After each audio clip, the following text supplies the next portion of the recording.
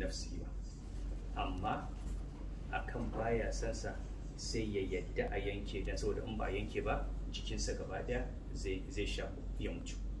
Daga gashi ya yadda a yanke, ya yadda da abin da baya kauna saboda yana hangen wani abu a bayansa wanda idan ba a yanke kafar ba wato zai rasa rayuwarsa, gara kuwa a ce ya rasa kafar da ce ya rasa rayuwarsa. Haka mutumin da ba shi da lafiya za a ba shi magani mai daci mai tsami mara daɗi, baya son maganin ko mai wari, amma yana kyakkyawan zaton cewa warakarsa na cikin wannan maganin, sai da kuɗinsa ma ya je siyo abin da baya so, baya son maganin, baya son sa, amma da kuɗinsa zai bayar ma ya siyo don saboda ya yi rashin daɗin maganin nan ba komai bane aka da ciwon da yake cikinsa, wannan kuma yake masa da ciwo.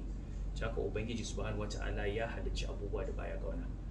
ko ya nufi abubuwa su kasance da baya su,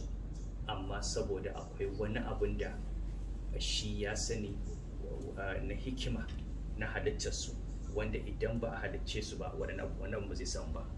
To an fara maganar iblis, mun yi magana akan cewa halittar iblis ta nuna misali, ta bayyana kudurar Allah subhanahu wata'ala na halittar abubuwa da suke sun saba wa juna, sun yi ta bayu da juna. Yadda ya halicci rana da dare, ya halicci haske da duhu, ya halicci sama da ƙasa, ya halicci ciwo da rashin lafiya, haka ya halicci misali zatin mala'ika Jibril alayhi salam da zatin iblis,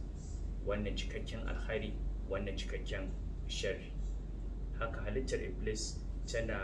ta bayyana sunayen Allah na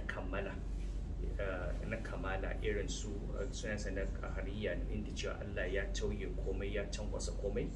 da sunayen Allah na gafara da tuba, saboda idan ba a saba wa Allah ba za a nemi gafara ba, in ba nemi gafara ba cewa Allah a tawwabu ne, wannan ba zai bayyana ba. Da sunayensa ubangiji ta na iko akan dukkan komai da sauransu. To muka shiga kuma ci gaba, aka fara zancen wato samun ibada iri-iri wacce ba dan an halarci iblis ba da ba za ta samu ba. To